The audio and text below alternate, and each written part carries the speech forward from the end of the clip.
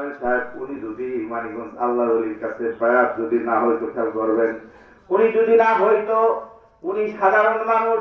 আমি এসে শুনছি, এলাকার মানুষের সাথে শুনছি, কাছে শুনছি আপনাদের এখানে মাদ্রাসা হয়েছে, 3 রাতুনি মাদ্রাসার পিছনে লাগিয়ে ছিল।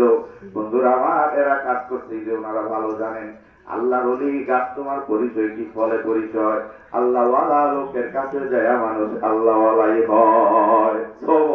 আমার আগে বললো না হুজুর সোহবত, হ্যাঁ, যদি আল্লাহ ওয়ালাদের সাথে সোহবত থাকে, এজন্য যদি আপনি বেবুসুদ্ধ বাচ্চাটাকে যদি আপনি আল্লাহ ওয়ালাদের শরণাপন্ন করান, উস্তাদরা ধর্মীয় পরিবেশে আমরা আগে ছাত্রদেরকে আদব শিখাই, পড়াশোনা হচ্ছে পরে, কারণ যার আদব নাই, অনেক এলেম ছিল শয়তানের, অনেক আমল ছিল শয়তানের, কিন্তু আওয়াজ তাকবার। বন্ধুরা আমার, সে অহংকার করছে, অস্বীকার করছে, আল্লাহর সাথে বেয়াদবি করার কারণে, অহংকার আদমের সাথে অহংকারী তাকাব্বুরি দেখানোর কারণে দুনিয়ার জমিনে লক্ষ লক্ষ, 1 না 2 না লক্ষ লক্ষ বছরের মানুষ সব পাওয়া হয়ে গেছে।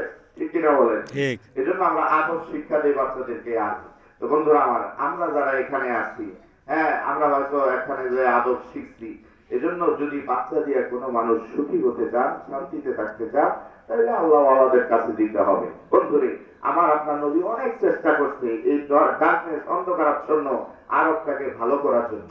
বলবেন কি?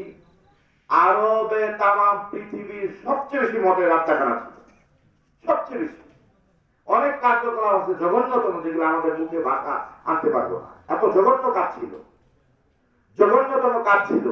বন্ধুরা আমার, সেই জঘন্য কাজের মধ্যে আল্লাহ নবী অনেকবার চেষ্টা করছে, পারে নাই। কিন্তু একটা জিনিস যখন আল্লাহ পাক ওনাকে নবুয়তি দান করলেন, হ্যাঁ, তখন উনি কুলায় উঠতে পারেন নাই।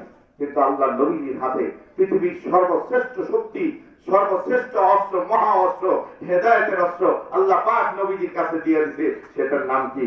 কোরআন। সেটার নাম কি?